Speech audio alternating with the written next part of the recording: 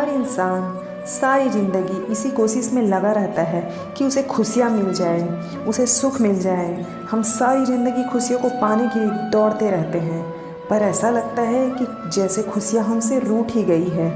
किसी से भी पूछो कि आप कैसे हो, तो बाहर से तो वो इंसान यही कहता है कि मैं ठीक हूँ, खुश हूँ, लेकिन जब उसके करीब जाकर उससे पूछो कि तुम कैसे हो या नहीं हो, तो वो इंसान कहता है कि मेरे पास सब कुछ है, लेकिन मैं खुश नहीं हूँ। लोग अपनी ज़िंदगी में हर प्रकार की सुख सुविधा जुटा लेते हैं, धन संपत्ति हर कुछ होता है, लेकिन उनकी ज़िंदगी में खुशियाँ नहीं होती, उनके मन में शांति नहीं होता, सुख नहीं होता।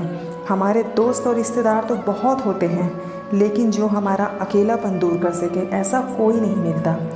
आज हम आपको एक ऐसी कहानी बताएंगे, जब आप ज़िंदगी में हार मान जाओ, जब आपको ये लगे कि मेरी ज़िंदगी में कोई खुशी ही नहीं है, तब आपको जीने की इच्छा ही खत्म हो जाए, तब ये कहानी आपको जीने की नई प्रेरणा देगी। एक धनी महिला अपने मनोचिकित्सक के पास गई और बोली, डॉक्टर साहब, मुझे लगता है कि मेरा पूरा जीवन बेकार हो गया है, इसका कोई अर्थ ही नहीं है, कोई खुशी ही नहीं है।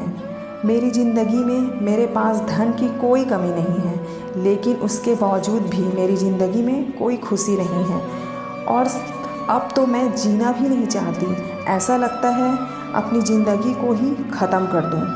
समझ नहीं आता कि मैं क्या करूं। मनोचिकित्सक ने एक बूढ़ी औरत को बुलाया जो वहां पर साफ सफाई का काम करती थी, और उस अमीर औरत से बोला, मैं बूढ़ी औरत से तुम्हें ये बताने को कहूँगा कि कैसे इसने अपनी ज़िंदगी में खुशियों को ढूंढा है।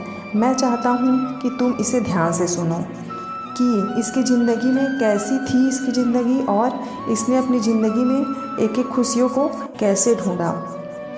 तब उस बूढ़ी औरत ने अपना झाड़ू नीचे रखा और बताने लगी, मेरे पति की मलेरिया में मौत हो गई, और उसके 3 महीने बाद ही मेरे बेटे की भी सड़क एक्सीडेंट में मौत हो गई। मेरे पास कुछ नहीं था, मेरी ज़िंदगी में कुछ नहीं बचा था। मैं सो नहीं पाती थी, मैं खा नहीं पाती थी, कुछ पी नहीं पाती थी। मैंने हंसना मुस्कुराना सब कुछ बंद कर दिया था।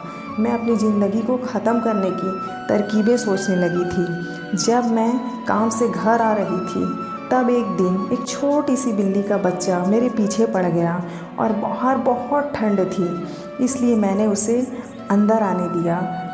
तब उस बिल्ली के बच्चे के लिए मैंने थोड़ा सा दूध का इंतज़ाम किया, और वो बिल्ली का बच्चा सारा दूध पी गया, और बिल्ली का बच्चा मेरे पास पैरों से लिपट कर मेरे पैरों को चाटने लगा, और उस दिन मैं बहुत महीनों के बाद मुस्कुराई। तब मैंने सोचा कि एक बिल्ली के बच्चे की सहायता करने से खुशी मिल सकती है, तो हो सकता है कि दूसरों के लिए कुछ करके मुझे और भी ज़्यादा खुशी मिले। इसीलिए मैं अगले दिन मैं अपने पड़ोसी जो बीमार था उसके लिए कुछ बिस्किट बना कर ले गई, और ऐसे ही मैं हर दिन कुछ न कुछ नया करती थी, जिससे दूसरों को खुशी मिले और उन्हें खुशी देकर मुझे और बहुत खुशी मिले।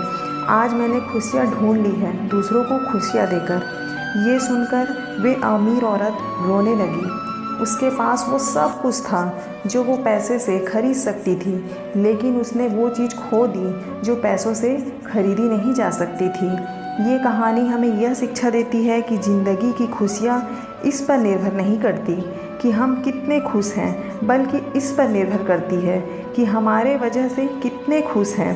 तो आपको ज़िंदगी में ये लगे कि जब आप खुश नहीं हैं, आपकी ज़िंदगी में खुशियाँ ख़त्म हो गई है, तो एक बार आप ये कोशिश करके देखना कि आपकी वजह से किसी और को खुशी मिले। विश्वास रखना, जब आपकी वजह से किसी और को खुशी मिलती है ना, तो आपकी ज़िंदगी में अपने आप खुशियाँ आ जाती है।